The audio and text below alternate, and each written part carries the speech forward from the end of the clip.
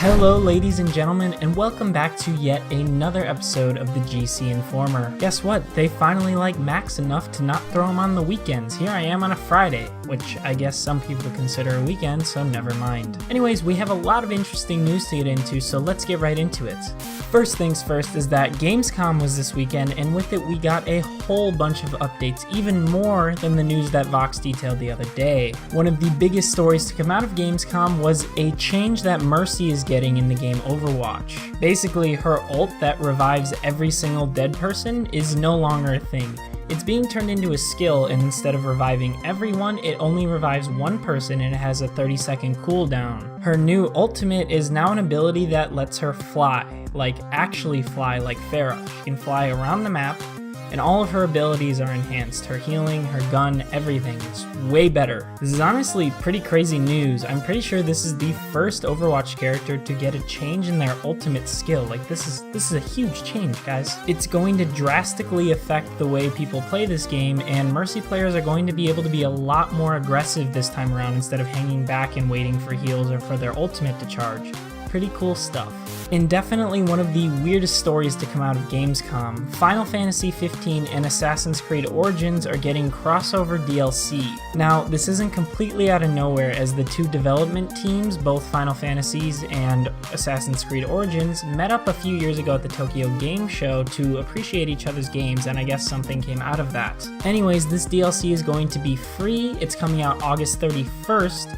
Final Fantasy 15 is getting an Assassin's Festival. Basically, you're going to be going around a specialized version of the game's city Lestalem with hidden blades, towers, hay bales to hide in, doing assassinations, and all that sort of stuff that Assassin's Creed characters do. Yes, even the parkour. There is parkour in Final Fantasy 15. Imagine that for a second. The carnival is going to be playable until January 31st, 2018, so you still have a while to get into it. And this is, of course, to promote the upcoming Assassin's Creed Origins. You know, this is pretty cool. I know that Final Fantasy 15 has gotten some pretty ridiculous DLC, but this is definitely one of the highlights, especially in terms of just pure being out there.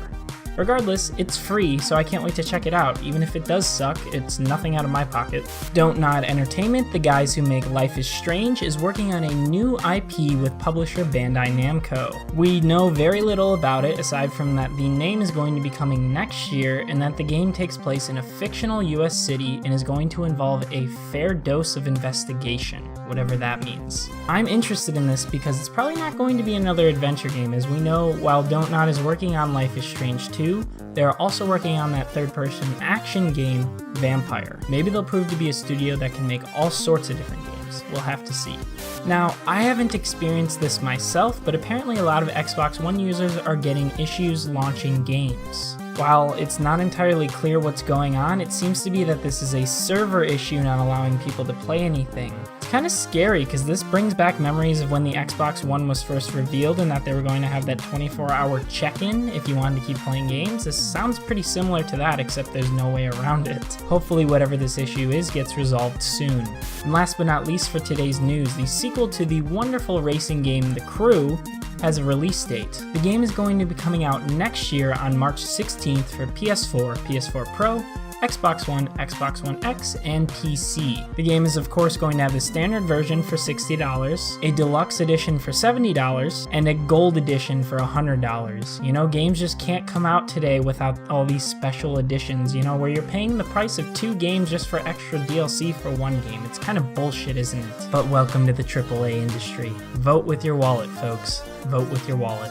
Anyways, on that note, that's about it for today's episode of the GC Informer. As always, I hope you guys enjoyed, and don't forget to leave your thoughts and opinions down in the comments below. Always love seeing what you guys have to say on all these news stories. Thanks again for watching, hope you all enjoyed, and don't forget to stay tuned to GameCast for all of your gaming needs.